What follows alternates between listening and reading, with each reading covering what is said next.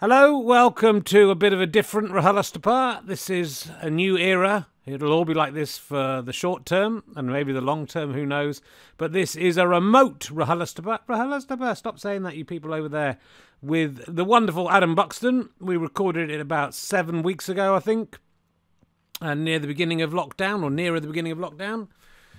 We are now nearer the end of lockdown, but who knows when that will be. We're going to carry on doing these. We've done 5 or 6 already, and there will be more. We record them, and you can watch them live on Wednesday nights at 8 PM on twitch.tv/rkherring.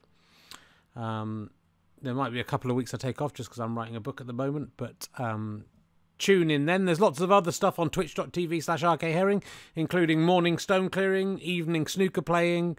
Sunday nights, I'm watching films and doing director's commentaries, and you can watch along with the film at home.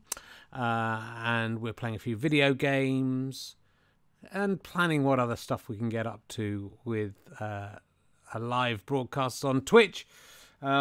You can subscribe to that, and if you're with Amazon Prime, you can give me £5 a month with no extra cost to yourself. You just have to link your accounts and then subscribe.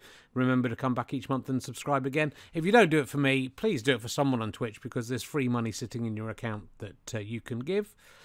Take it from me and Amazon and give it to someone who deserves it. I will use any money I get to churn back into making more podcast content for you. So yeah, it's sad that we lost lots of potentially fantastic live guests, but hopefully they will all return, and we'll be doing stuff in the theatre again in the autumn. That's when some stuff's pegged to go back in, but we'll see. If not, we'll keep providing content online and wait until we have the all clear to come out of our bunkers and be humans once again, whether that's in 5 months or 500 years. We will return, and last week wasn't a bad way to end, and certainly the week before with Michael Palin, at least we got that one in the bag. You know what I'm talking about. Anyway, gofasterstrike.com/badges if you want to just give us some money and get lots of stuff in return, lots of nice extras. Let's sit back, relax, and enjoy this slightly weird but rather charming and lovely. Who are all these people clapping? RHLSTP with Sir Adam Buxton. Thank you very much.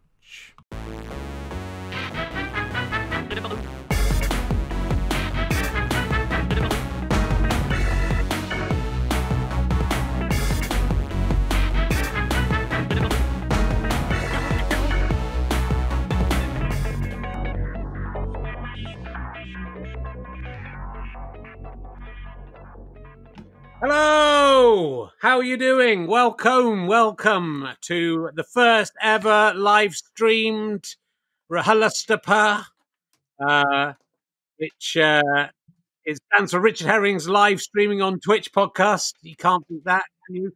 But I was hanging around with myself in self-isolation, and I'm RHLSTP, so I don't know if that's going to catch on. Welcome to the show.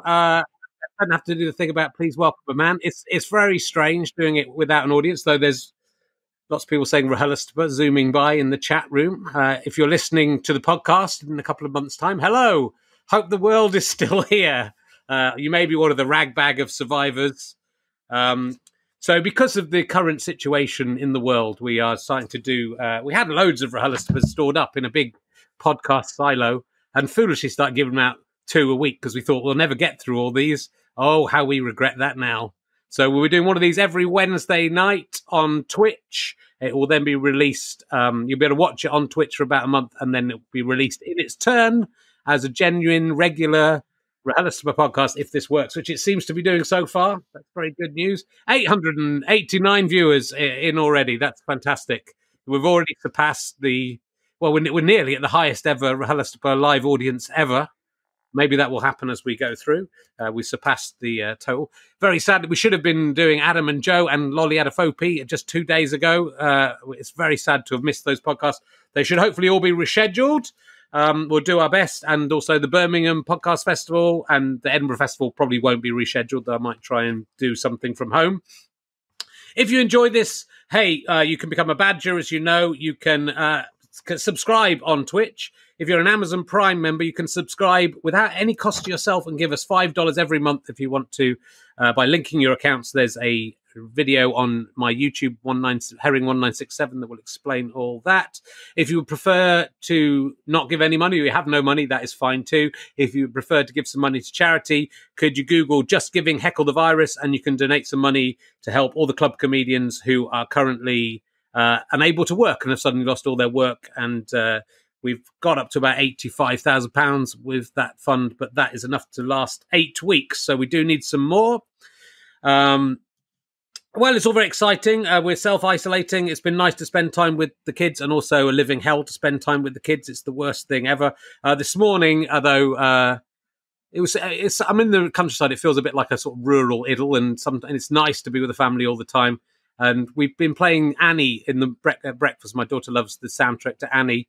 And The Sun Will Come Out Tomorrow is a very inspirational song that's been helping us through, especially this morning when they sang Bet Your Bottom Dollar. And my daughter went bottom and laughed, and my son laughed.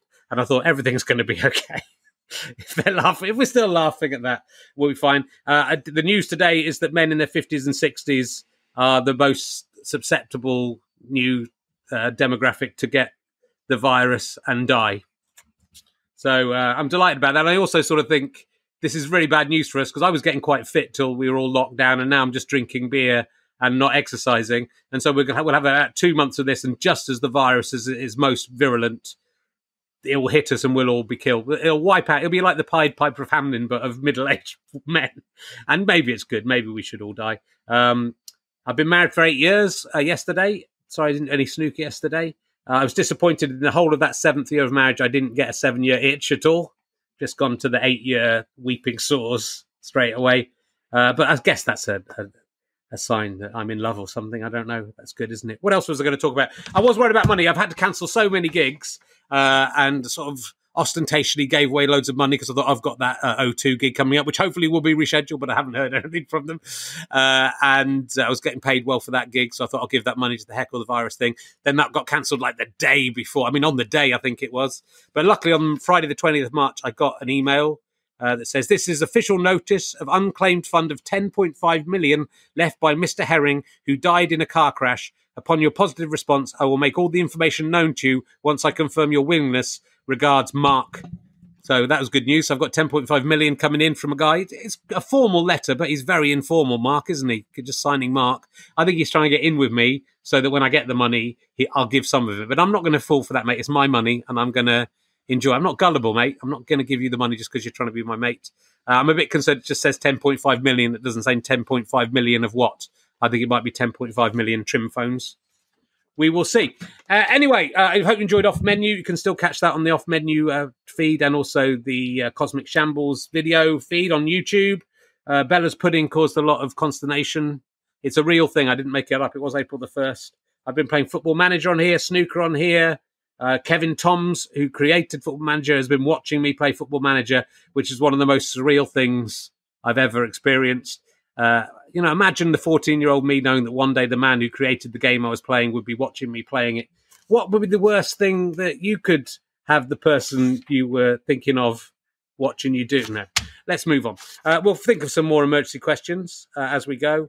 Subscribe if you want to. Follow me. We've got currently, as we speak, 4,882 followers. We might get up to 5,000. And we've got 1,522 viewers. It's the highest ever viewership for an episode of RHLSTP. So thank you very much for that. Hopefully more will come in. Do subscribe. Do follow me at least. And if you can afford to pay money, you can pay money. If you want to do it via Amazon Prime, it's free money. Tell your friends. We'll be here every Wednesday evening. But my guest tonight, he's probably best known as the ghost of Prince Quintus in Stardust, which I don't think I've ever talked to him about before, which I can't believe. Will you please welcome a man I was meant to be talking to with another man on Monday? It's Adam Buxton. Here he is. There he is. Hey. Can you hear me, Adam? Hello. How you doing, man? I'm very good. How are you? This is exciting, isn't it? It is exciting, yes. Modern technology. We thought it was a bunch of shit. We thought all it did was enable disgruntled, disaffected, angry losers on the internet. Wrong! It enables middle-aged, soon-to-die geniuses like ourselves to produce important broadcasts like this one to keep the Well, it's nation's very nice. peckers up. I think so. Well, I wanted you to do the first one because I thought who better to cheer everyone up than Adam Buxton. So hopefully you will. We won't just. Are you worried about the? You know, I wasn't that worried about it. And then when Boris Johnson got seriously ill, I thought, oh fuck, this could actually get me. Are you worried now? You're 50 now, aren't you, Adam? I am 50. Yeah, I'm in the zone. I'm in the danger zone. Yep. I don't know. I feel I've been through the thinking that you've got the symptoms phase. Of course. And have you had the thing of kind of breathing and thinking, oh, that's a little painful. That's painful. No, I haven't had that yet. I was a bit ill when it all started up. I had some kind of bug off the kid. So I was like, oh God. That's the thing is that there's loads of bugs around anyway. So it's so hard to tell like which one is which. Everyone is desperate to reach the point where you can take the test and find out if you had it or not. You know, the dream scenario is, oh, actually you did have it and you just toughed it out. It didn't even affect you. Fuck you, coronavirus. But you should we say at the top here that like, should we say a serious thing about how seriously we take it and how grateful we are to the frontline workers and all that kind of thing, and then hope that will get us off the hook if we are then from then on flippant and inappropriate about the entire situation? Well, but I'm disappointed there hasn't been an 8 o'clock clap for the podcasters of the world, like out on the doorsteps. We're not doing the clap. We should be doing the clap. Everyone else has finished doing the clap. Oh, it's too late. Was that for John? Was that for Boris? You made me clap for Boris Johnson, or was that for the haven't you NHS? been? I'm happy. Haven't you been praying for him all day? I have. I feel, I want to get to the point where we're able to go make the joke of, I wish he had died when he had the coronavirus. That is what I'm sort of hoping for. But it's still, I'm very upset. I'm hoping he'll go through it, all survive, and then go, oh, the NHS is really good. We should be much nicer to them than we were planning to be. They're pretending they're going to be nice to them anyway. So I confidently predict that he is going to be absolutely fine. I confidently predict, boy, maybe this is a stupid confident prediction. Yeah, well, it's coming out. I confidently predict that he is, as we speak, watching a box set, propped up on pillows, checking his Twitter feed, catching up on some reading, and having a nice little break.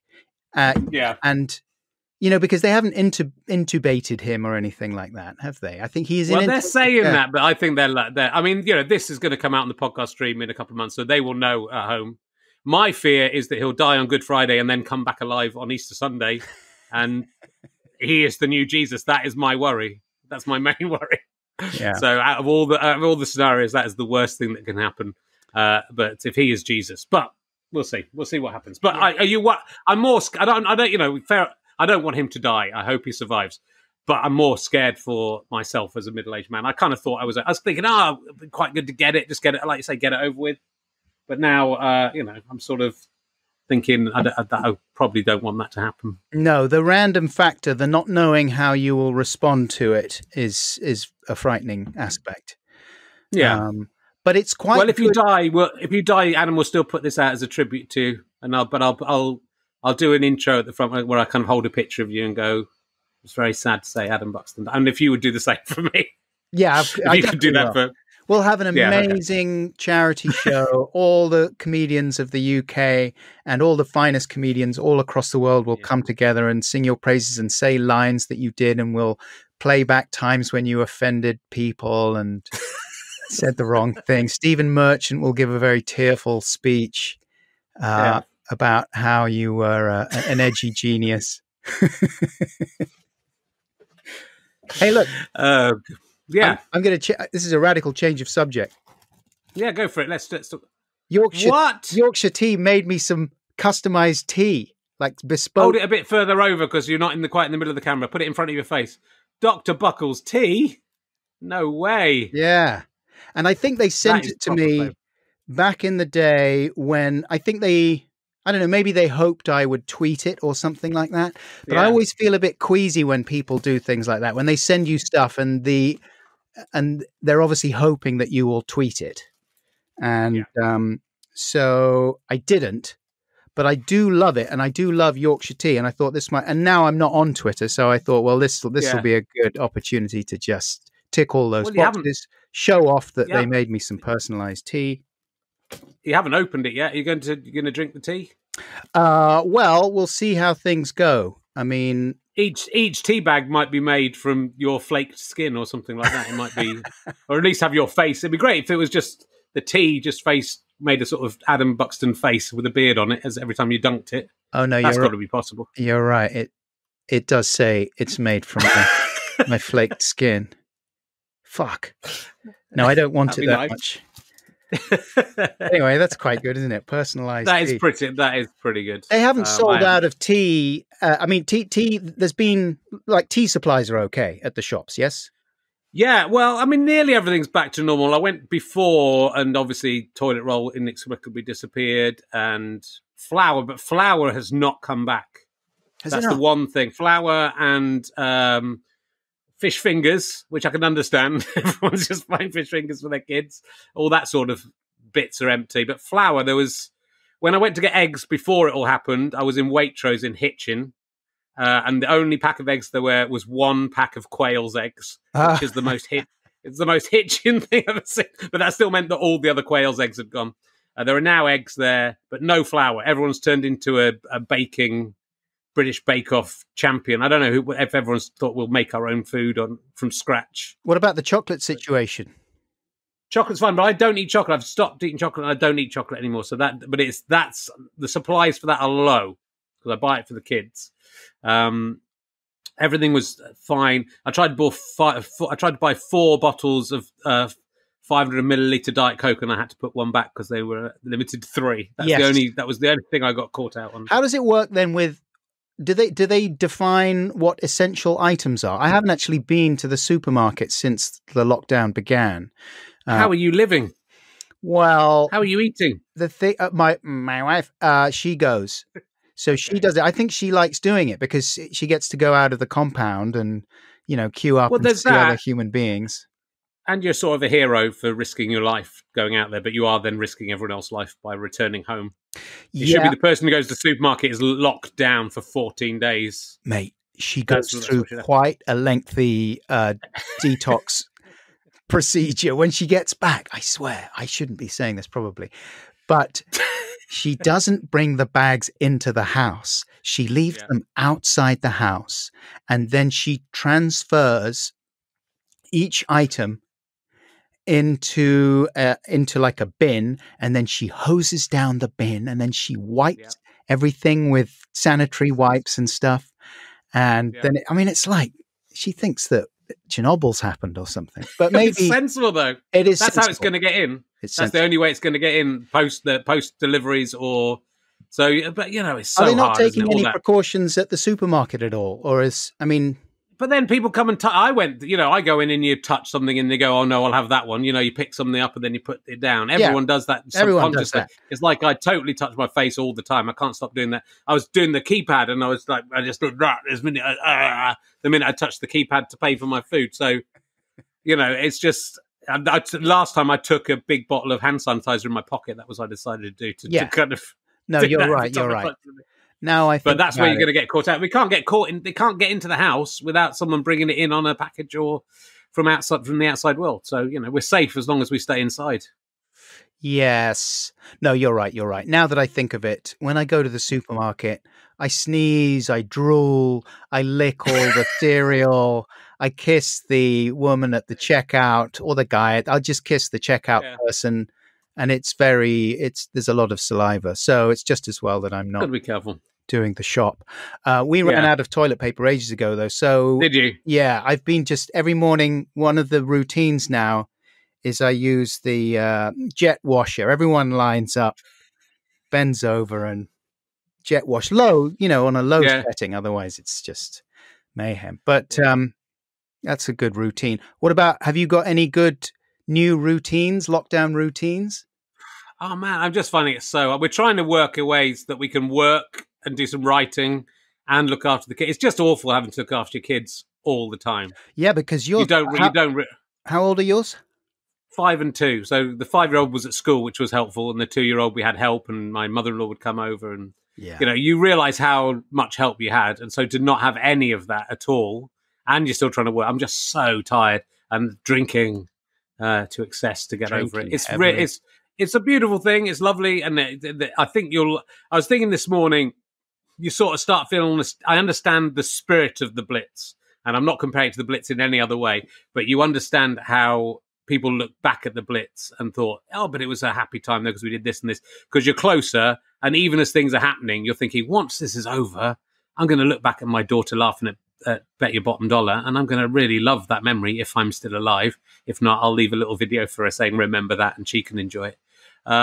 So, I think you understand that. You're almost in the moment feeling the nostalgia for what you're doing. So loads of it is, we're living in the country as you are, and it's a kind of idyllic, and it's fine. It's not that different than my real normal life, to be honest. Yeah, that's the thing. It's only when you look at the news that everything suddenly slides into perspective, and you can't. I mean, it's hard not to. Well, you're always reminded of how lucky you are and how grim it would be if your situation was different, if you didn't like where you were living, if you were living with people you didn't want to be with, if you were living with someone scary. I mean, God, there's so many ways it could just be unbearable. And I just think of all, even like when we moved to this house, we just had a son, our baby, everything was half built. And, I just think if it had happened then, it would have been, and we had a terrible 4 or 5 months where things went wrong. And if it had happened then, it would have just been the end of us, I think, like literally. Yeah. And I was thinking if it happened in the 90s when I lived on my own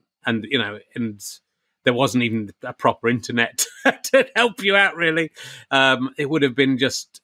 So for the people like that, so the nice thing I think is there is the internet, there is stuff to do, you can talk to people and interact with people. But yeah, I mean, if you were dating, if you were not in a relationship, but if you want to have sex in the next 3 months, what are you going to do? You can't just wank all the time. I mean, that's what you'd have to do, Adam. It'd be like being married.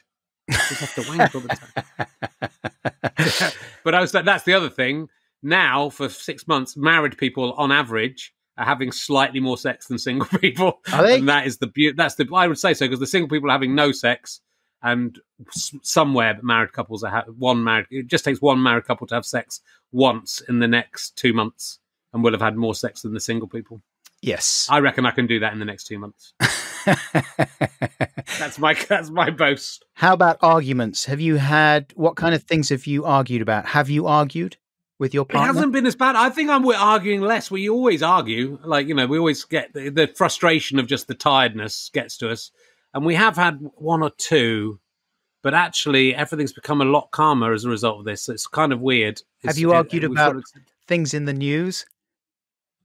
Not too badly. Have you been arguing about that? What have you argued about? I mean, low-level stuff. It's all been fairly harmonious, actually. It's all like, as you say, it's like, God, it feels like, wow, we went nice. We made a good decision here. And I like my children most of the time. Yeah. And my wife is great. And I just think she's terrific. The only time that she has made me a little bit sad is she's just discovered WhatsApp and sort of social networking and messaging apps. And now all her buddies are in constant contact, sending her memes. And so she's just, as far as I can tell, most of them come from the Daily Mail online. So she's just got this nonstop Daily Mail online meme feed, which is making me a bit sad. Okay. Some of them are quite good. Have you seen the Irish girl saying, "I'm 6. Why can't I go to the pub? Why won't you let me go to the pub? I'm 6." I haven't seen many memes. That's a good one. I mean, that's not a coronavirus one. I don't know where that one came from, but she's very charming. A humorous young woman who is 6 and very indignant that she is not allowed to go to the pub. And what are the other ones? There's a coronavirus one of a sort of sexy guy dancing around with his top off, and then it's after the lockdown, and it's a fat guy dancing around with his top off. Yeah, My mother-in-law has started. That's the only thing that's happened in WhatsApp. My mother-in-law has started forwarding humorous things, and I miss her so much, mainly for the childcare, that I have to pretend I enjoy all of them and everything she sends. But I think she has sent me that one, yes. So I have seen a few memes. We didn't argue about that, but I was a bit shitty about it. I just said like that was in the first week of lockdown, and I said something like, "Oh Jesus, I hope you don't show me these memes every day of the lockdown." But I said it in quite a shitty way, and so that was there was some tension there. And then we had from nowhere this ridiculous conversation at supper about why are Sweden doing things so differently. Okay. And she said, like, isn't it weird that Sweden are just taking a totally different approach to the whole thing? And and maybe I was in a bad mood or something, but I just said, no, it's a totally different country. They do they do loads of things different there. The society is structured in a totally different way. It's not comparable. They can do things their own way if they like. Anyway, it sort of degenerated from there. I think it would be better if every country did handle it in a different way, and then we could find out the best way to handle it. That's the thing. So I think every country should say, I'm choosing total lockdown. I'm choosing everyone still goes out. And then we would see which was the best way, whether it's the herd immunity would work. No, that's no good. See whether... There's too many variables. That's the thing. It's like... All the islands could do it. So if all the islands said, right, we could say we're going to do herd immunity and see what happens. The only way to do that experiment is to do it with centre parks. See how all the different centre parks do it. Have a community lockdown within each centre parks in the UK, and then see how it spreads within the lodges. Okay. Well, it'll be interesting. It'll be interesting to see, how people of the future who are listening to this in the near future do with that. But let's move on. Let's talk about something else. Okay. Let me get my. I've got to wear reading glasses. Can we come back to it though? I love coronavirus. Of course we will. We will. Of course we will. I love chatting about it. As my first guest, you are. This is what I wanted. This is the worst thing that's happened to me this year out of everything. The worst thing is I was going to have a really good year, especially end of March. Everything was really kicking off. I had a really good TV thing that was happening, and I had loads of gigs and big gigs, and I was going to earn quite a lot of money, and then everything shut down. So that was bad. I started the year going, everything's going to be fine. I'm having a great year. So that's bad. But the worst thing that's happened to me this year is I realized that my mind's eye is blind. I have a blind mind's eye. Do you know about this? There was a thing on Facebook a few weeks ago where it asked you to visualize an apple in your mind. If you close your eyes and visualize an apple, you see like a very three-dimensional, lovely colored apple? Do you see a two-dimensional colored apple? Do you see a two-dimensional black and white apple? Do you see a very blurry sort of apple? Or do you see nothing? Mate, it's HD jazz apple. It's turning in 360 degrees. I've taken a bite out of it. I can see the bite now. It's delicious. It hasn't been dropped. There's no bruising. There's no soft part. Yeah, so all functioning correctly in the mind's eye. I see nothing. Really? If I think of an apple, I just think of the word apple. What about? I can't see an apple. What about if you think of genitals? Is that better? No, I tell you what. I was trying to do it because, obviously, if I'm thinking of someone's face, right? Yeah. If I'm trying to remember something of someone's face, but it's very upsetting. I had no idea that I had this mental disability. It is really. If I think of someone's face, what happens is I kind of get a flash of it, but it's like if you got a flash on your retinas, you would sort of have the vague image. It's like the image is sort of behind my head. I can sort of think, let's think of Adam Buxton, and I go, I can't see him, but I can sort of work it out from there. I don't see you unless I can see you now. I'm looking at you, but I have no mind's eye. Is that so? What is that? Is that memory? Are you not? You don't have good visual recall? I mean, it's not even memory. It's just I can't. If I close my eyes, I don't see anything. Everything in my head is in an internal monologue. If I think of an apple, I'm just thinking of what an apple is like, but I can't see it. Maybe you're overstimulated visually. And if you were on a desert island or in a blank room, like in a dark room or something, do you meditate? No. because there's no point, because I can't see anything in my mind. But I didn't. If they hadn't told me, I wouldn't have known about this. And now I know about it. I'm just bereft that I can't. Because I sort of think, like, well, when you imagine, say you were imagining a past sexual encounter, Adam, with someone who wasn't your current partner. I believe it's known as the wank bank. I can't. No, I don't see anything. I don't actually see anything. That's right. You don't have dreaming. I see stuff. So you don't have an account of the wank bank.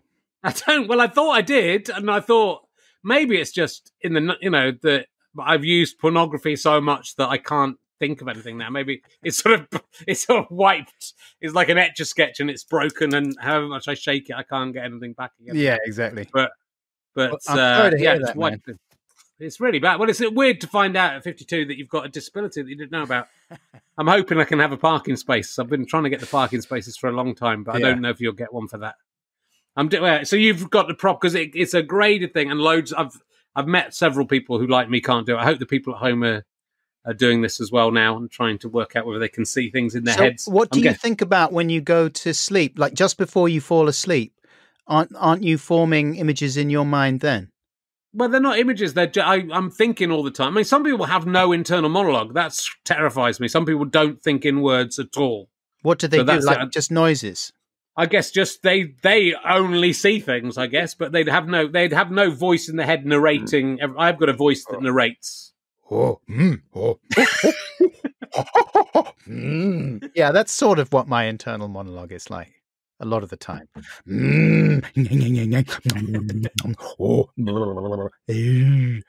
mean, fair enough.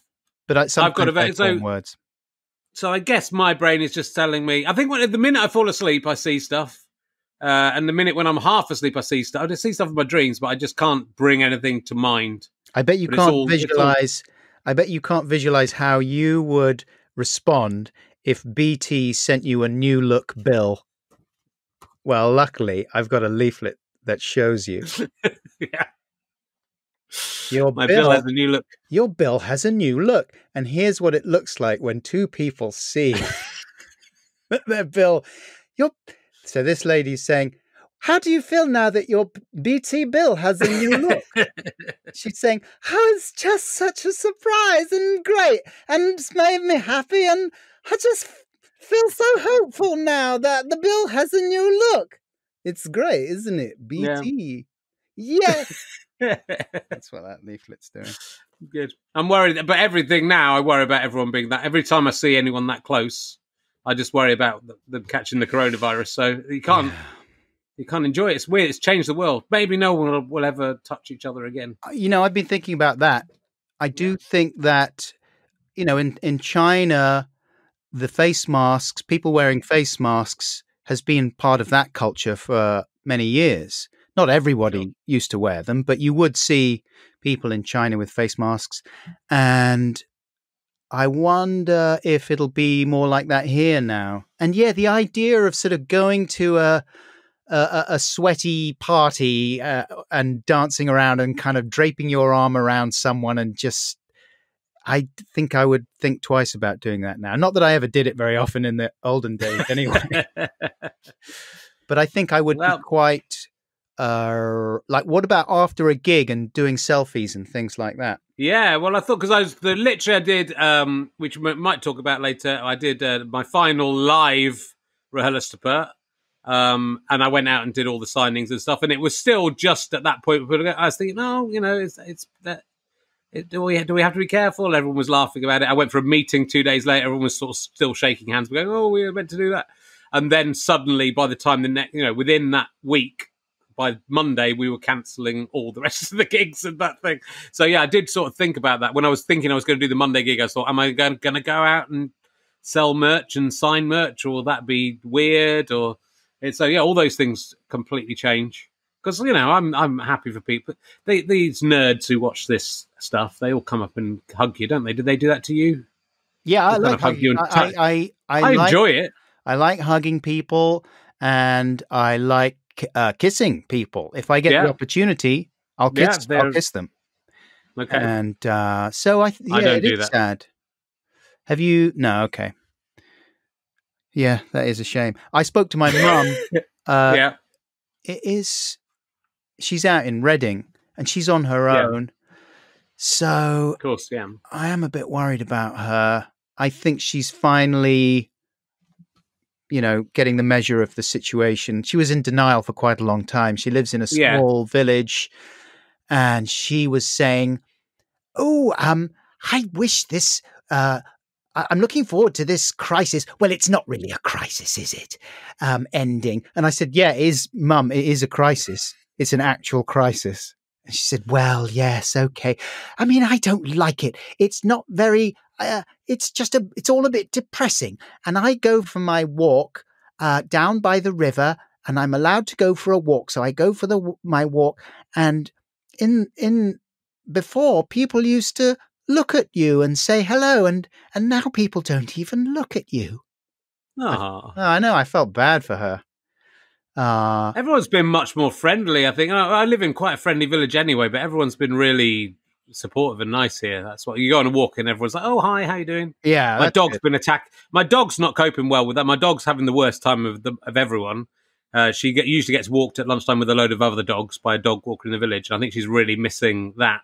But she's just started. If she's off the lead, she'll just stop just going too violently for other dogs. So we've got to keep on. She's never done that before. So that's really weird. But apart from that, everyone's been very nice. Apart from our dog attacking their dogs. Yeah. Everyone's been very nice. I literally haven't seen anyone apart from my family for 3 weeks, apart from the post-delivery person. Right.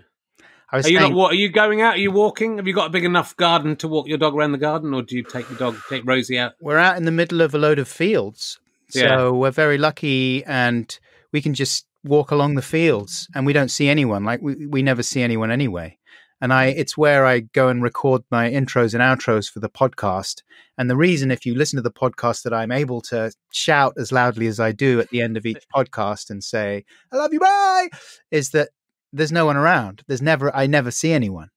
So, we're lucky we can kind of come and go as we please. And so are you going out more than once? Are you doing more than once a day walking around, or are you? I mean, it works out that it's generally once. And then the rest of the time, do a few press ups, and then go out with Rosie. My mission is to be able to pogo round the house. My wife bought some pogo sticks. Have you ever done pogoing? My brother did it when I was a kid, and I was in but he was a bit older than me, and I was in a lot of admiration of him, but I was too young to be able to do it, and then I never learned to do it. So it's a living nightmare. It's the worst. My dad, when my dad was alive, and he used to review music videos for the Adam and Joe show, and one of the videos he reviewed was Supergrass, Late in the Day, and I don't know if you remember that video. It's them all on pogo sticks going around London. Yeah. And my dad just got a bee in his bonnet about that video. And he said, "Why are they on pogo sticks? It's absurd. It's utterly absurd." I was like, "Dad, it's a music video. It's just sort of fun." It's that the director just thought, well, it kind of fits in with a bouncy feel of the track. "It's the worst form of transport ever invented," he said. That was his main objection, was that it wasn't a good form of transport. So why would you have it in a video? But he's right. It is absolutely shit as a form of transport. Yeah. And also it's not fun because it requires so much energy and coordination that it's absolutely exhausting. Within about 3 bounces, especially if you're 50 years old and not especially fit, you're ready to have a coronary. So my mission is to be able to get around the whole house without toppling off the pogo stick. Wow. Yeah. Well, it's good to have something to aim for. I just don't feel. I'd like to think I would achieve something while I'm in lockdown, but I'm finding it very difficult to do anything other. Your kids are a bit older, but are you homeschooling your kids, or are they just getting on with it themselves? No. The thing is that my 2 boys one of them was going to do his GCSEs and the other one was going to do his A-levels. Right. And so, that whole situation is still up in the air. They don't really know what they're going to do. I have a vague feeling that they're going to reopen the schools before September. I can't believe that they're going to remain closed until then. I think for all sorts of reasons to give people a break, to get the economy going a little bit more. And I don't know. I feel as if maybe they'll go back. But then if they do, it'll be weird. Like, it's hard to know what the teachers would actually teach them now that they've had all this time off and the exams are completely up the spout. Because at the moment, the idea is that they're going to be assessed and assessed on their coursework plus the mark they got in the mocks. Right. But one of my children didn't do well in his mocks. Actually, and he said, he was saying to us, like, when he did incredibly badly, we were saying, why did you do quite so badly? Is there something emotionally up that we should know about? And he's like, no, I'm fine. The reason I did badly was that I just didn't revise. So we're like, oh yeah, you've got to revise. That's the thing about exams. Pro tip. You have to revise, and then you do much better when you revise. He's like, yeah. I'm going to do that for the real ones. So that's not going to happen now. And they're going to get this weird assessment. And then you're going to, like, the older one's got a weird assessment for his A levels. And then he has to apply to university off the back of that. Anyway, so that's all a bit weird and stressful. Yeah. And now that it's officially Easter holidays, we're ignoring it. Yeah, well, we're ignoring it now. It's Easter holidays, but it is, it's quite. I mean, it's only my daughter, obviously, but then you're trying to teach someone to read, and it's not very full on. She's 5, but then there's a 2-year-old running around trying to get involved in everything as well. So it's incredibly stressful and very difficult. We were trying to do half a day on and half a day off, so we could work. Like, if we were doing them, we'd flip it round. I'd do morning, my wife would do the afternoon, but we just got no work done. So now we're doing a day on, a day off. But then the day on, with looking after the kids, even without the schooling, is just so hard. So I'm so tired today. So it's just really the idea of doing anything like reading a book, anything. I can't leave. You can't even leave the kids for more than a minute. So you've got to be in the room with the little one. Yesterday, I kind of basically tuned out. They were watching The Little Mermaid, and I knew he was doing something, but I thought, oh, it's fine. And I was watching The Little Mermaid, and he was behind the sofa, and he'd pulled a table over, climbed up the bookcase, and pulled down my daughter's she was growing pea shoots in a little fairy garden. He pulled it down and thrown it, and I hadn't seen any of this, thrown it clump by clump all over the floor, and then thrown the whole thing upside down to the floor. And then I said, what are you doing? He said, don't worry, Daddy, it's only soil. And I thought, and he was so like innocent about it. And I was thinking, my wife is absolutely going to murder me. She's been working on this thing with my daughter, and it's entirely my fault. So, because I'd taken my eye off the ball. I was in the same room as him, but I'd taken my eye off the ball. But then, did you say to your wife, "It's okay, it's only soil"? It's soil. I managed to I just knew I had to go right and go. This is entirely my fault. He was very upset when he was, I knew everything that I should have done, but I'd slacked back for 10 minutes, and it was a bad thing. So, but then it could be worse, couldn't it? You slack back for 10 minutes, and then you go, he's put his fingers in the plugs. well, we've got another one. No, so it's been very difficult. I'm very, very grateful that ours are all old enough to sort of look after themselves during the day. And that's left me time to do all my projects. I've written 2.5 screenplays. I've written a very good play about a middle-aged man on lockdown, and he finds a portal to another dimension behind the booze That cabinet. sounds good. And that's already been nominated for several major awards.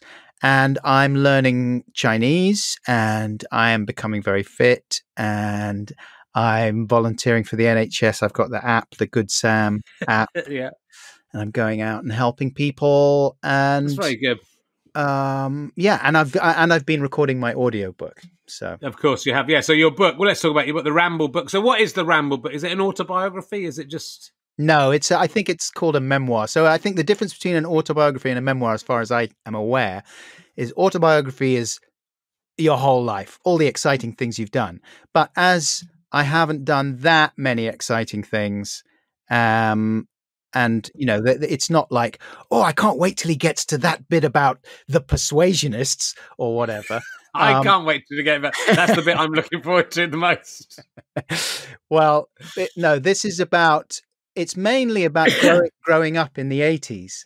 It's sort of a forensic series of reminiscences about my adolescence and making friends with Joe and the music I was listening to and the movies we were watching and formative cultural influences. And then juxtaposed with that, the other main motif is my relationship with my dad, who, for those who don't know, was in our TV show, the TV show I did with Joe Cornish on Channel 4 in the 90s.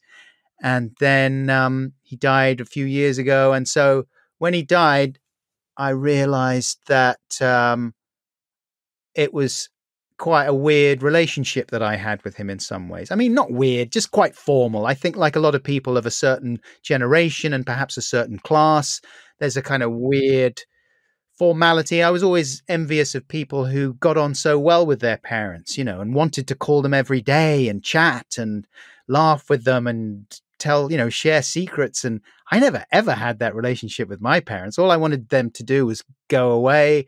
I wanted them to give me what I wanted and enable me to do everything I wanted. But there was no sort of close bond. And my theory is that that's probably because they sent me to boarding school.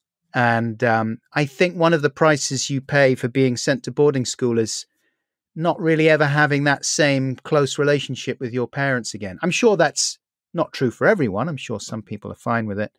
But I think that's what happened to me. Anyway, so the book is like a hopefully funny series of ramblings about my dad, my relationship with him, what it was like when he came to live with us when he was ill, and looking after him, and then stuff about my own family and stuff about Joe and friends and all that kind of stuff.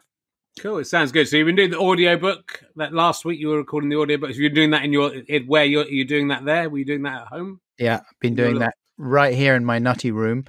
And I listen to a lot of audiobooks. Oh, yeah. I like that. I like the fact that I've been asking this as an emergency question, so I'll ask you this. I listen to a lot of audiobooks, and it's a real privilege to get to hear the author reading their own work when it's the actual author doing it. If you could have any book from history or from all time before they started doing audiobooks, probably read by the author, who would you like to hear read a book? Are we imagining that they are going to be any good at reading it? Yeah, well, I mean, maybe or maybe not. I mean, Charles Dickens probably would be pretty good because he used to do those stage shows of his own books, didn't he? So I'd be very interested to hear Charles Dickens because I would like to know if he's good or if he was a bit hammy and because you never know he was good. Charles Dickens might have had a very clicky mouth, or he might, there's all manner of quite distracting and irritating vocal tics. Yeah. That you get with audiobooks. I downloaded one the other day, and I won't say who it is. I'm just trying to scan forward in this anecdote to check for potential problems, but I'm going to say that. But it's like quite a serious, sad memoir about someone who loved their mum and then she got ill and died, and it's all about the process of grieving for this guy's mum. And it was written by someone roughly our age, same sort of social background or whatever. And the guy they got to read the audiobook is just nothing like the fellow that wrote it whatsoever. It sounds as if they got a sort of aging thesp to read the audiobook, and he reads it. So it's all just stuff like he reads it in this voice like this, and so he's talking about his mother and saying she used to bake the most marvelous cakes, and I would come into the kitchen and say, "Mum, I love your cakes." And it's just going full on with the Espy read, and it just completely destroys it. And I had to stop reading it after a while. Yeah. For a bit, it was fun. It was quite good. I was seeing my mates more and more often in those days, and be feeling very excited about the prospect of getting it together with my new girlfriend. I don't know. I'm not doing justice to the actual text, but it's all that sort of pitch of. Well, when it's wrong, it's interesting. When the wrong person's doing something, it's really interesting. Or just for you, sometimes, isn't it? That some of them I just find impossible, especially with a novel. Sometimes you'll really get into it, and sometimes it's like impossible to get into it. I was listening to John Malkovich do Breakfast of Champions, which is great. He's just like the way he's very John Malkovich in it, and it sort of fits it very well. I had Michael Palin, which we'll talk about some of the guests you've had on. We had Michael Palin finally on RHLSTP, and that's the only good thing that's happened this year. If that had been cancelled as well, I think that would have been just so upsetting, because that was the most exciting thing for me this year. But he was doing Erebus, and it adds so much more having him do it. It's so good. But I asked him who he'd have, and he did a funny bit about Roman authors, which people at home will hear soon, or will already have heard if they listen to the podcast. I'd like James Joyce doing Ulysses, something with weird language. Yeah, I'm making him do that as well. Making him have to sit through and read it all. That would be quite good. Yeah, can do that. Like I listened to the audiobook of Clockwork Orange the other day, Anthony Burgess, and of course that's all written in Nadsat, this weird made-up semi-Russian language that the Jews all do. And who was the guy that read it? Oh, he's an actor, and he's British, and he's anyway. Hugh Grant. No, not Hugh Grant. Younger. I think maybe, is it even the guy who does the? Oh, I'm embarrassed that I've forgotten his name, because I should know it. James McAvoy. No, it's not a million miles away. Is maybe the guy who does the sitcom about the refugee who comes to the UK? Yes. I hate being. This is the worst thing about being middle-aged and had 2 beers. I know exactly who you mean. He played Terry Jones in the Monty Python thing. I don't know him, but I follow him on Twitter, and he's a lovely guy. And you'll have got his name by there. Rufus Jones. I'm not sure it's Rufus Jones reading. This was a bad tangent. I apologize. But anyway, that was very good. Whoever reads that, it's a fairly recent one, and it is brilliant, that Clockwork Orange one. What is your favorite audiobook ever that you just wished it wouldn't end? I tell you, I really loved Limmy's autobiography. His short story ones are pretty good. The first one's better than the second one with the short stories, but it's very good hearing him read that. But his autobiography is so good. I think it's sort of, he stopped doing everything now just to do Twitch like a fucking idiot would. Like talking to people in his bedroom playing video games. What kind of prick would do that? But it's sort of so, it's a voice you don't usually hear in books, and he's so talented as a writer, I think. But it feels like, Catcher in the Rye or something. It just feels some of it, and then some of it's all about programming computers and stuff, which is a bit more boring. But it's his story of, or a bit less novelistic, I should say, rather. But his story of going through nearly kind of killing himself and being a massive drinker and stuff like that. And it's just the chapter about ejaculating for the first time after having had a lot of trouble ejaculating is hilarious. I was laughing and crying. It's like poetry. So I could have listened to Limmy talk about his life a lot longer, which is a sort of weird choice. But I heard you talking about it on RHLSTP, and I bought it off the back of that. But then I was still writing my book at the time. And so I started listening to it, and I thought, I can't listen to this because it's too good and it's going to just depress me. So I stopped listening to it. But now I'm going to go back to it now that mine is finished, although it still might be a bit depressing. Anyway, it's a different thing. He's had a colorful life. He's had a totally different background. It's a very different life to you going to Westminster School. Well, there you go. Yeah, exactly. You had a different upbringing, but even so, but but I think that I'd be interested in, if you're covering that in your book. I think that's very interesting. I think Westminster's quite an interesting educational establishment, but I think to hear a Sorry, my reasonable xylophone person. fell over. That doesn't happen in the live shows. To hear like a normal person who you can identify with talking about that experience, because going to public school is it's not your choice. What I think is interesting about it is people judge people for going to public school, and rightly in some cases, because it's I can understand why they're upset, but it's never you don't choose to do that as a young person. You know, that's a choice of someone else has made for your life, and so to judge someone solely by that, I think, is weird. But also, it feels like Westminster's quite an interest. When I've been around it, it seems, and you and Adam and Louis Theroux all came. So you and Joe and Adam, I've done the thing that they do with double acts. That happens to me all the time. You and Joe and Louis Theroux all came out of there, and Yes. you're all fairly balanced and normal people. Yeah. Is it a slightly different one, Westminster? Is it, say again?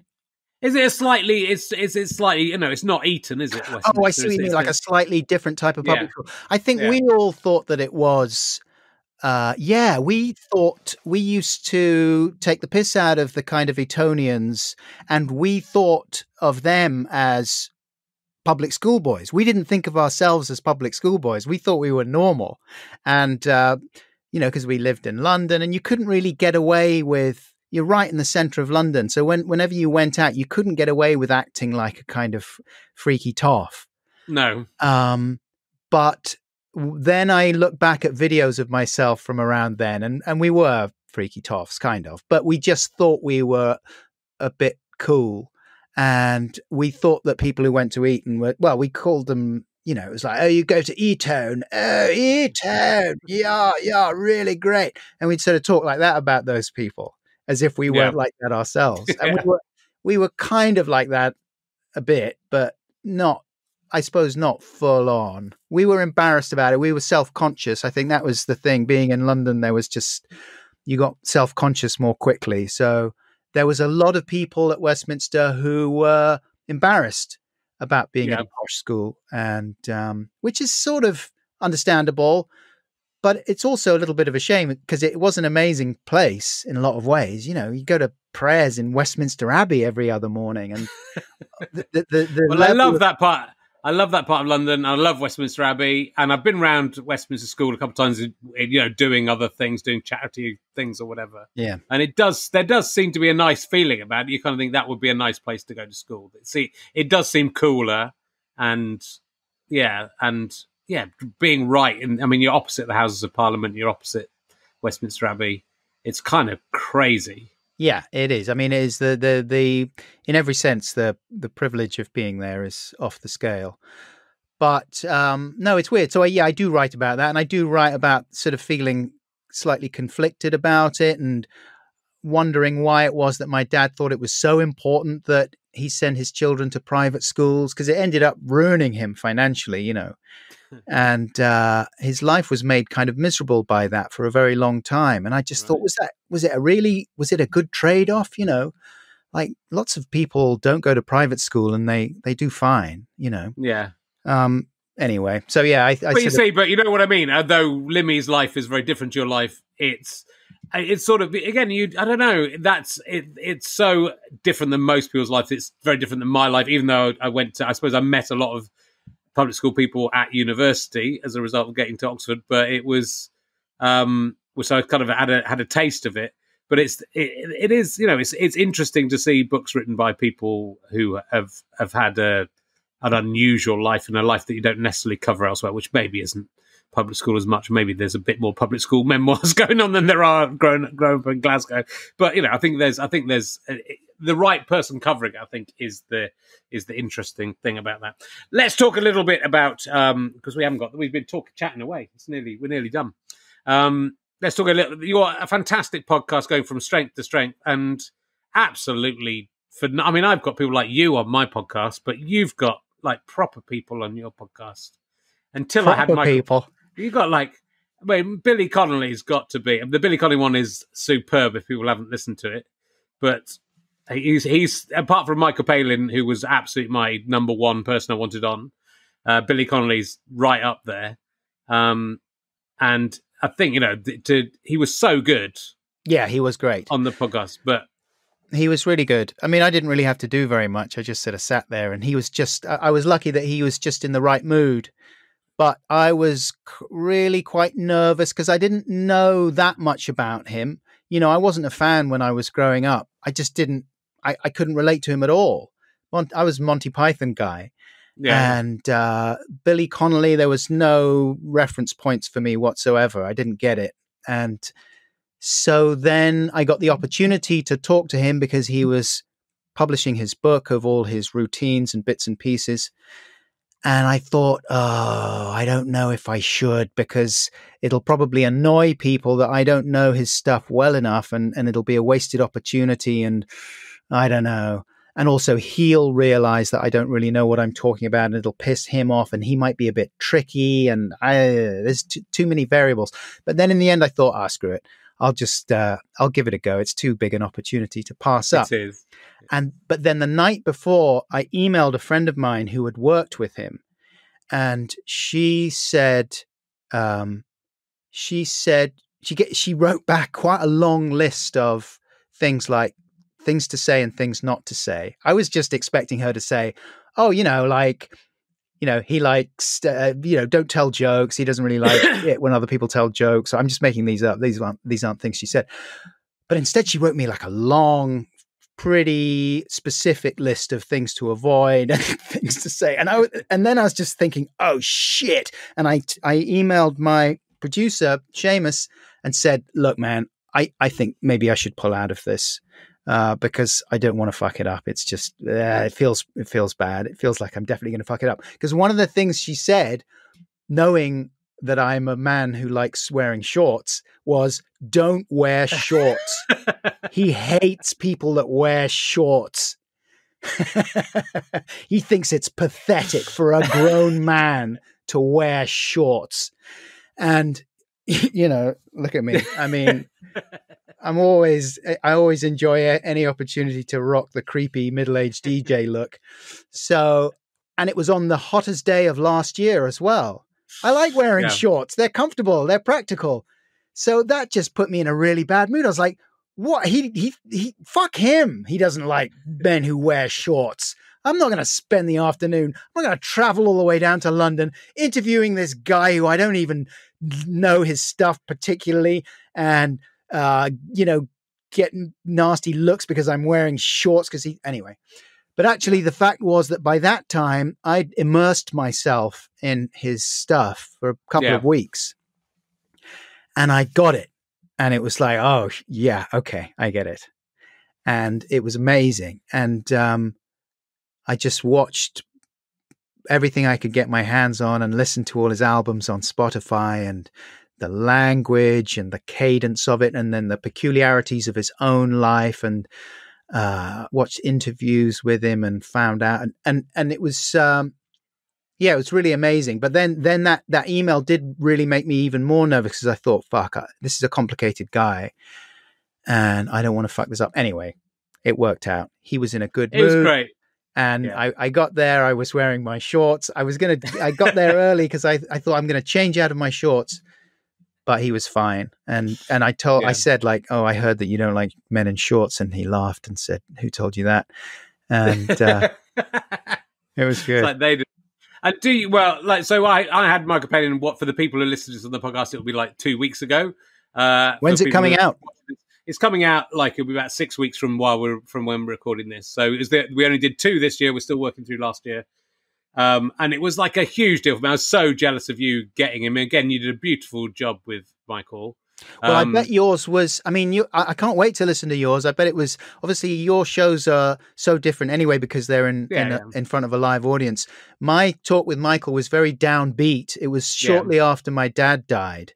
And, I was feeling very emotional, and so it was quite a kind of, it wasn't somber, and there was some funny bits, but it certainly wasn't the kind of chat you would have in front of an audience. How was yours?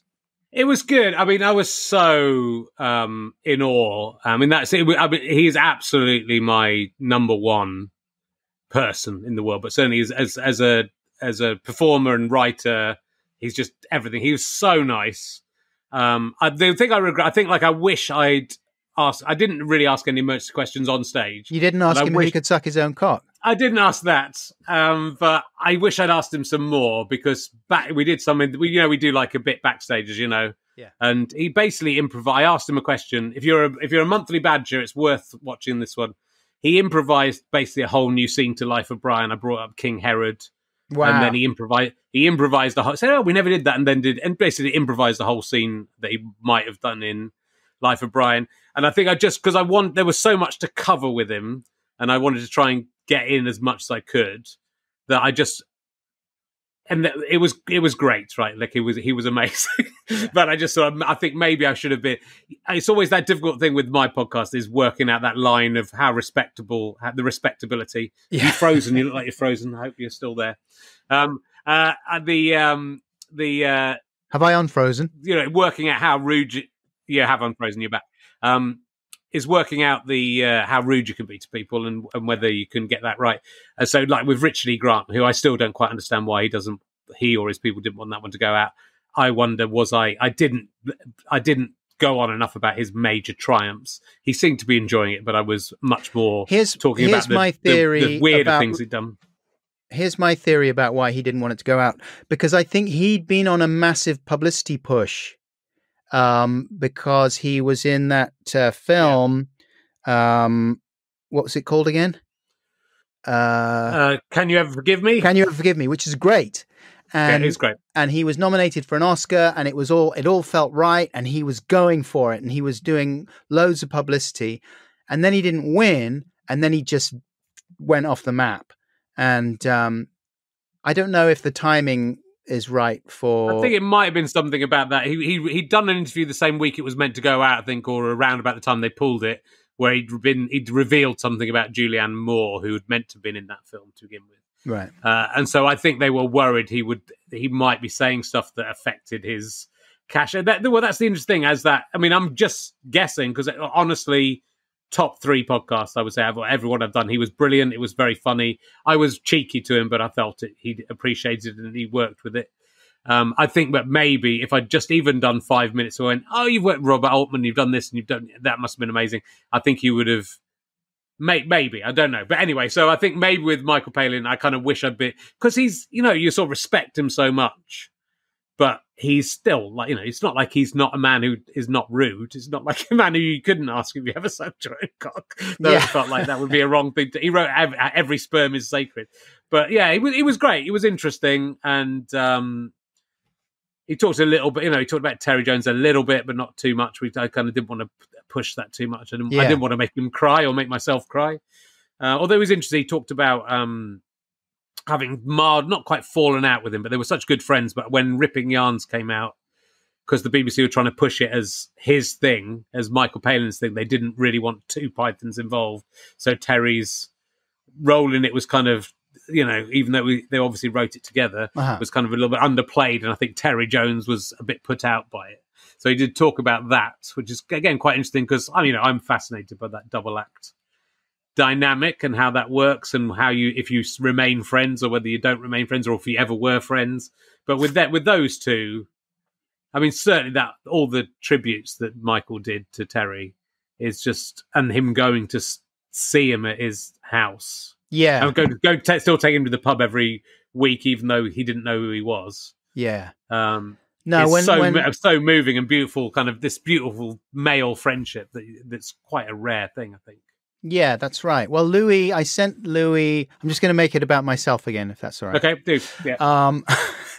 Yeah, because I watched Michael Palin talking about Terry Jones and choking up on the news. And it was, and I'm sure, like a lot of people, just started crying myself watching that clip.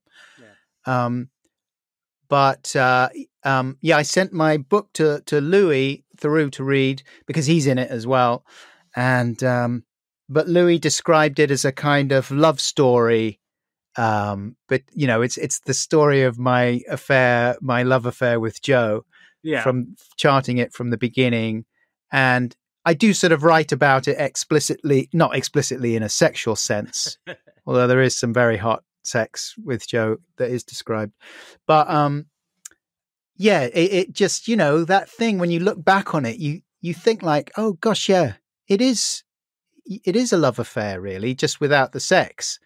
And everything about it is the same. You know, the feeling of excitement you get when you're going to see the person, the feeling of missing them so much when they're not around, and imagining the kind of things that they would say if they were there, instead of laughing at the things that you imagine them saying. You can hear their voice so clearly, all that sort of stuff, you know, as well as admiring them and being inspired by them. And anyway, so I hope I've kind of done some justice to that. And then at the end, there's a few sort of moments as well when I don't really touch on negative stuff too much, but there's a couple of moments when I just thought, what's going on here? And where it felt like our friendship was kind of dissolving or whatever towards the end of the 80s. And I never really resolved any of those things. But then I did a sort of bonus podcast thing with Joe just the other day, remote thing that's going to go at the end of the audiobook. And he picked out various bits and pieces from the book, and he picked out one of the things I wrote about, and we talked about that. And we sort of resolved it at the end of the book. So that was quite satisfying. But I think that's it. You know, it is. Well, but it's like it is it's got that element of marriage to it, and like some marriages, as we were discussing earlier, are very harmonious, and some are based on. And I think that's what. And you know, I think in Monty Python, I talked to him about. I think the heart of Monty Python was John Cleese and Terry Jones, kind of not really getting on that well. I think Terry Jones and John Cleese rubbed each other up so much that was the grit in the oyster that created the pearl. You know, I think that they came at it from such a different angle and had such different talents. I mean, the thing with Monty Python, it's an amazing group of people, and Terry Jones is sort of the heart of it. And again, it takes realizing, you know, looking back at it to kind of realize that as much. But I think without him antagonizing John Cleese, I think it probably, and vice versa, I don't think it'd be quite what it was. And so I think, you know, with me and Stu, I think there was always, you know, the competitive, it was more like that competitive thing that you can get in a marriage where you're more fighting, and then that leads to fantastic sex or comedy, hopefully. Yeah. But you know, but there's loads of things that, you know, there's an incident that I've never talked about and I've never talked to Stu about. And this came very, very early on when it was sort of weird because at university I'd been sort of fated as the main performer, and sure. I'd done the Oxford Review and all that sort of stuff, and he'd written it, and there was a sort of weird thing with that. And then when we came into the real world, he was doing much better as a stand-up and I wasn't, and he was seen as the performer and I was seen as the writer, and it all kind of flipped around. And I really wanted to act, and he got this. He got offered this part in like a student short film. It was like nothing. It wasn't important, but it was a short film in which I can't remember what happened, but it ended up with him going around to a guy's house, and then they ended up on this date together, and they sort of danced together. I love that film. Okay, I can't remember what it was called. John Maloney did it in the end. I should have talked to John Maloney about it. And I kind of thought, at the time, it's kind of weird that, you know, that he's in a double act, and it would seem obvious to sort of offer me the other part, and I think I even said to Stu, that's, you know, it's weird you got offered that and I didn't get offered it. He said, yeah, well, that you didn't get offered it. So, and then it was in Norwich, actually, fun enough. We were doing a gig in Norwich, and they had the after show part. They'd filmed it in Norwich, and then there was a party where all the crew got together. And one of the crew said to me, so you didn't fancy doing the film then? This is why this is an interesting story, because obviously but we'd both been offered it. I never got told that I'd been offered it. Stu said, I'll do it, but not if he's doing it. Obviously, this was very early on. But I also just went, in that moment, I went, yeah, no, didn't fancy it. So like I didn't even, and I never told Stu that I knew that he'd done that. But that's such, you know, he didn't want to be an actor, and I really wanted to be an actor. And that was a really weird little power play going on between the two of us. But the reason I tell the story is I think it says as much about me as it does about him, because I was in such a kind of low status position by then that I didn't even go, what the fuck? Why did you do? You know, I just thought, and I never ever even told him that I knew that had happened. I never spoke to him about it. And, you know, I could have said to the guy, oh yeah, I didn't know, you know, no one told me about it. But that's kind of interesting, isn't it? And I'm sure he could come up with some stories where I did something similar to him. I doubt it. I'm a very nice guy, but I've just been thinking about it, and it just sums up the weirdness at the heart of our relationship. Even then, so it sort of fascinates. It fascinates me when a double act we were friends, but I think working together made it harder to be friends, and then stopping working together made it easier to be friends. Were you friends before you started working together? I mean, we met and then decided to work together, but we were certainly friendly to begin with. But I think it all kind of came down to it was a weird thing because I did the Oxford Review and he didn't, but it was the Oxford Review that got really pummeled by all the stand-up comedians in Edinburgh. Like, I had a terrible time and basically nearly stopped performing, and he wasn't part of it because he wasn't in it. And then he really got into stand-up, and then. So right at the beginning of our sort of professional relationship, he was pushing more to be a stand-up and I wanted to do sketch comedy and felt resentful of all these people who'd bullied me. And he was sort of siding with all those people. So it immediately created this, this divide between us that was a little bit weird. But I think that was what made it work as well, as a double act. But yeah, I mean, I'm glad, I think it ended at the right time, and I would never want to go back to it. Which is, I think is different than, say, you and Joe, who still sort of seem happily to get together when you do get together. Yeah. No, it's good now. I really like it. There's not a shred of envy or, bitterness left. I can say that with my hand on my heart. Which side is it? There you go.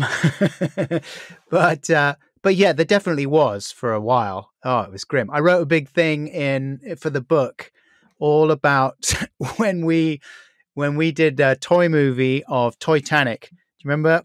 Yeah, we used to do parodies of TV shows and films in our TV show with little stuffed toys and stuff. And when we did I think it was the second series. It was 1998 or something like that. And 2 series of our show had gone out, and we were out in California staying with the people that produced our show, that ran the production company, Fenton and Randy, they were called. And we were kind of on top of the world, and it was like we'd made it. We had 2 shows. They'd gone down really well. They'd gotten pretty good ratings for what it was. We got some good reviews. It was like, yes, we're the kings of the fucking world. And so we went out to California, and they hired this skiing lodge out in Mammoth Mountain. We went skiing, and we were out we were in a hot tub, me and Joe, out on a balcony overlooking the mountains. And we're just like, this is it. We're the kings. I was drinking a beer, and I think Joe was smoking a doobie, and we were just, it was the sort of Hollywood moment of success. And I was playing around with my empty beer bottle. It was bobbing around in the hot tub. And I sort of said something like, iceberg right ahead. And I knocked the thing. And Joe said, yeah, we should do Titanic as a toy movie.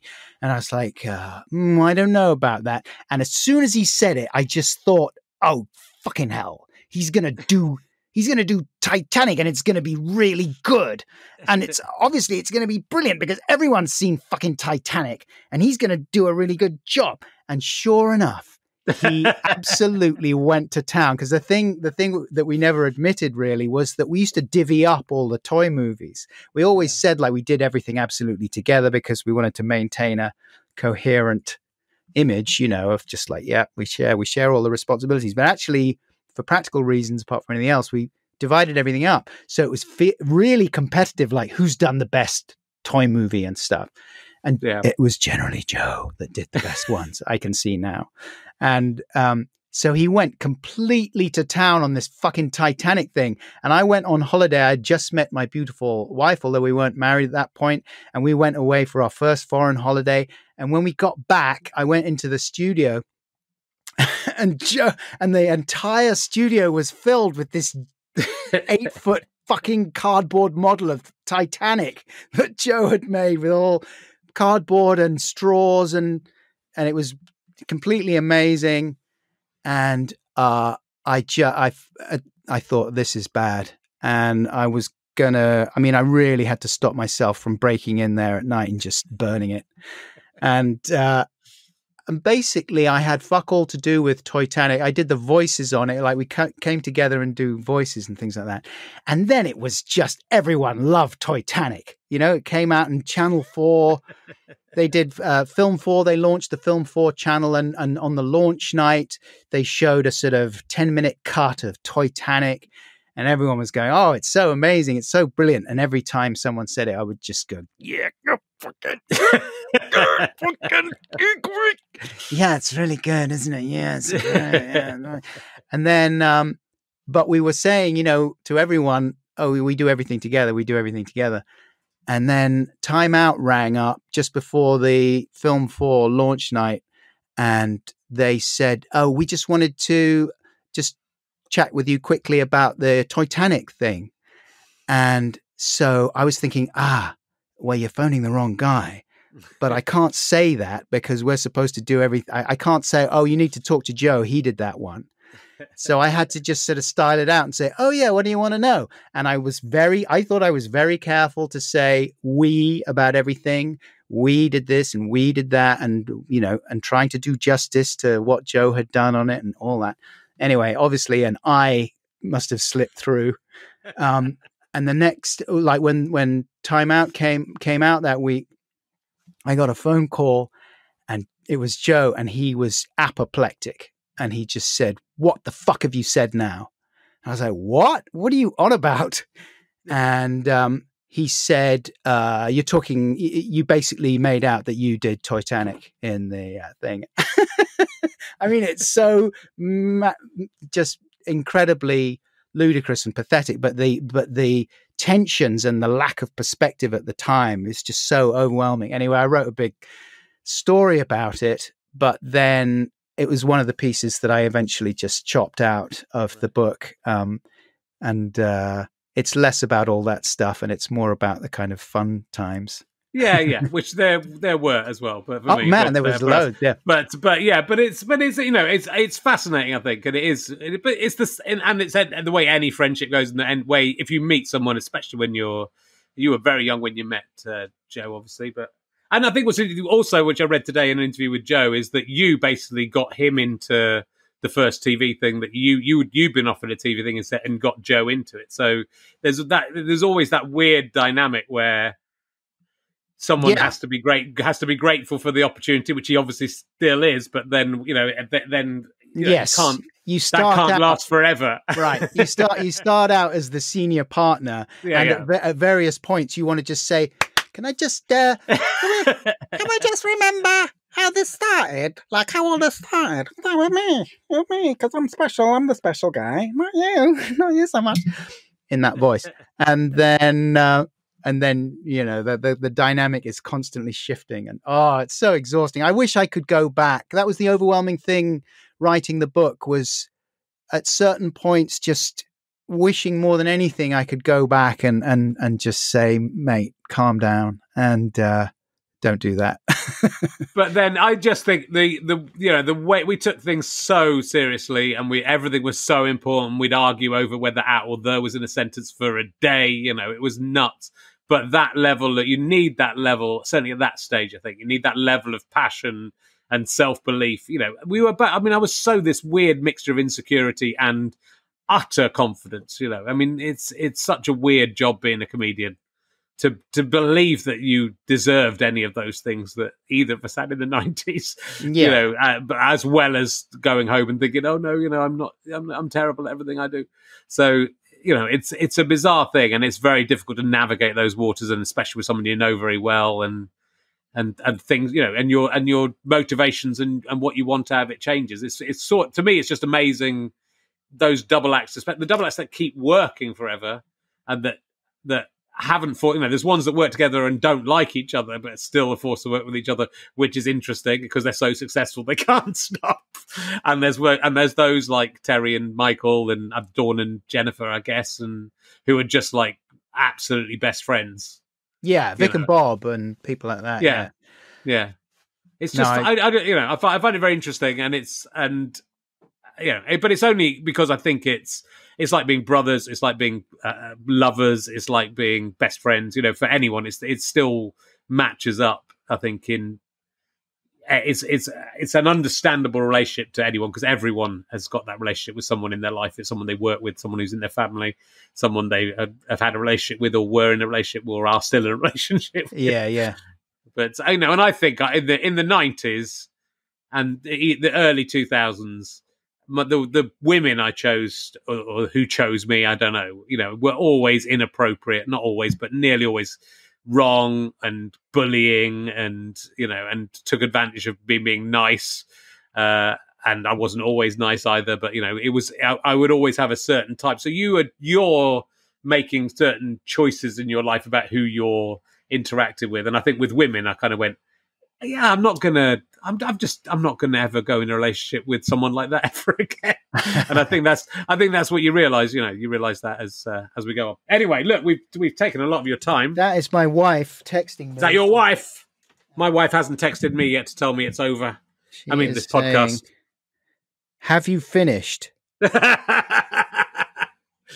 on longer than we said we would. Finishing. There we go. So anyway, look, I really hope I can get you and Adam, no, Joe, yes, the other one. No, we were really looking forward to it. I was really looking forward to it. Let's make it happen. Yeah, so we'll do it again at some other time, and I'll see how he feels about all of this. He might not be talking to me after this, after I told the Titanic story. Yeah, maybe. Ramble book out in September. The book is the physical book is out in September. The idea is for the audio book to come out in a few weeks. I suggested it to my publishers and said, well, why don't we just put the audio book out now? Good idea. And so that's what we're going to do, I think. Great, good. And the podcast is back and continuing. What fantastic guests that I'll be jealous of have you got coming up, or you're not allowed to say? Well, it's all scrambled now because of the thing. But you can do them remote. You're going to do them remote. It works for you remotely, and this has worked very well, I think, remotely. You and I. Yeah, it's so different though. It's so different to being. I really need to be in a room. The only one I ever did remotely before this whole crisis was Bill Hader, and and it was good. But I felt as if it would have been a lot better if I'd been in a room with him. You know what I mean? Yeah. So it's difficult, and so that's why I'm leaning on old friends and people I already have a relationship with. So repeat guests. So Joe will probably do one if he's still talking to me after this, and Louis through, I hope, and Tash Dimitriou and past podcast guests who I already know. I'm going to do, I think. Terrific. Well, thank you so much for being my first remote guest. It's been very thanks, man. It's good to see you. Everyone. Yeah, really love to see you. Take care, and let's hope we both get through this alive. Just statistically, one of us is going to die. I've got young kids. I hope it's you, just because I've got young kids. That's the reason. Look, my book's finished. I've had a great run. Thanks very much. Bye. All right. Ladies and gentlemen, Adam Buxton. Hooray. Thanks, Adam. We're going to go. Thanks to everyone who's listened and watched and subscribed. Subscribe and do whatever you like. Now, fuck off. Goodbye. Thank you, Adam. Bye-bye.